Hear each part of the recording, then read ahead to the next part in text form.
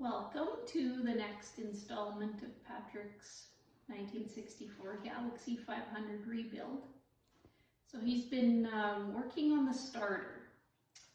He said it was noisy, so he had to replace the starter with a different starter. Didn't fix it. It was still noisy. Then he checked the clearance on the starter and he found there was too much clearance. And then he ground out the starter opening and increased the bolt holes. He moved it 80 thou, but the clearance is still out of spec. So the noise is gone and it's not sticking. So seems to be a good fix for now. So a little bit more of an update on the starter engagement issue that I had. So to fix the noisy starter, like Faye said, I did try a different starter. I went with different brand, different model, because I'd already replaced the original ones twice and it really was noisy.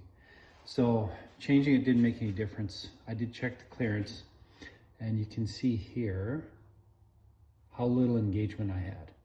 So when I talked to Power Master, they said basically I had to narrow down the clearance.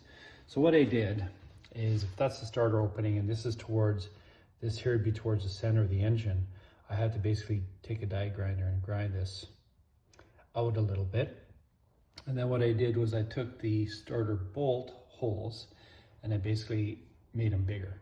And then I moved it over 80 thou and I used this as my 80 thou gauge, because that is about 80 thou, and it made a big difference on the noise. Now it's a little bit more than the clearance required, but it's not bad. I also had to take this off. I'm going to show you where that comes off. So it was a quick times bell housing on a Ford AOD, and it wasn't out a lot, but it was out enough. Hopefully you can see down there, you can see the starter, and then you can kind of see the pinion there. So I had to basically take it off, and that was mainly for visual and be able to do some measuring. That was about the only way I could do it. I tried using bluing everywhere else, but it didn't seem to work. I may not be perfect, but it seems to be okay so far.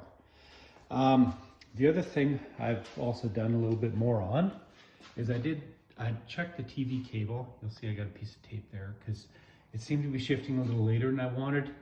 I'm probably gonna have to drive it though to really get it where it needs to be. So I loosened it a little bit, but I think it's probably gonna stay there for now. I might actually tighten it back up to where it was.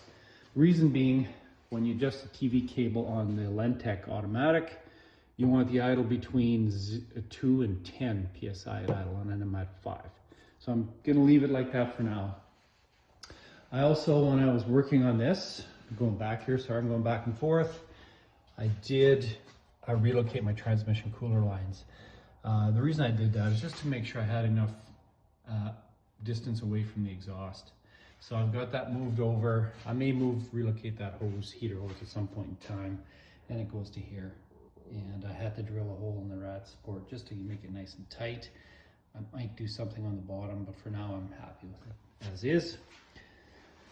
So that's where I'm at right now. From an engine standpoint, it's just about where it needs to be. Going back to this, I'm not sure what I'm going to do here. I can weld it, I can silicone and weld, or what I'm thinking is just welding a couple of tabs in here that weld to the flex plate or weld to the body of it, and then just have a screw in here in a couple spots so it's removable if I have to do this again. But right now I've kind of left it as is, and I'll worry about that sometime sooner than later, but that's probably next on my list after I work on the next thing. So I've got these unilug mags and I really like the look of them. So these are 14 by 8.5, and the front ones I think are 14 by 6. But what I do find when I'm revving it up, that it is not centered. You can You can't see it very well here, but it is definitely not, here is definitely different than here. So what I'm thinking about doing is measuring this, the outside and then the inside of here, and basically building a hub centering ring. Try to get a machine shop to do that. So today, take these off, take one off, I guess, and measure it, and then try to see if I can get one made up. Try to look online for anybody who will make them, or anybody that have any, but I haven't found anybody so far. So that's the update. All right, so I did my best at measuring this using some calipers, but it was tough to do the inside of the wheel. But measuring this here, the circle I drew, I'm about 40 to 50 thou out between, here and here, which doesn't sound like a lot, but at a wheel turning at 60 miles an hour, that's like a mile.